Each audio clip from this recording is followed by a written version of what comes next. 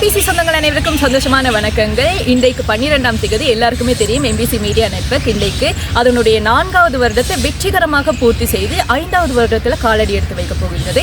இந்த 4 வருடங்களில் MBC media network என்னென்ன மாதிரியான சேவைகள், அதாவது மக்களுக்கு ஊடக சேவைகளை எப்படியாக வழங்கியிருக்கின்றது அப்படிங்கிறத ஒரு தொகுப்புரையாக நாங்கள் ஆரம்பத்திலிருந்து பார்த்துக்கிட்டு வந்தோம்னா 2019ஆம் ஆண்டு ஆரம்பிக்கப்பட்ட இந்த எம்பிசி மீடியா நெட்வொர்க் 2020ஆம் ஆண்டு உத்தியோகபூர்வமாக இணையதள வானொலியாக ஆரம்பிக்கப்பட்டு இன்றைக்கு இலங்கையில் மட்டுமில்லாமல் உலகத்தில் வாழ்கிற அனைத்து தமிழ் மக்களுடைய மனதிலையும் இணையதள வானொலி முதல்வனாக வலம் வந்து கொண்டிருக்கின்றது. குறிப்பிடத்தக்க ஒரு விஷயமாகும். அது மட்டுமில்லாமல் மலையகத்திலிருந்து எங்களுடைய எம்பிசி மீடியா நெட்வொர்க்கினூடாக கல்வி பயில்கிற, அதுவும் ஊடக பயிற்சியை கற்றுக்கொள்கிற அநேகமான ஊடகவியலாளர்கள் இன்றைக்கு இலங்கையில் இருக்கிற முதல் தர வானொலிகள் மற்றும் தொலைக்காட்சிகளில் ஊடகவியலாளர்களாக வலம் வந்து கொண்டிருக்கின்றது முக்கியமான ஒரு விஷயமாகும்.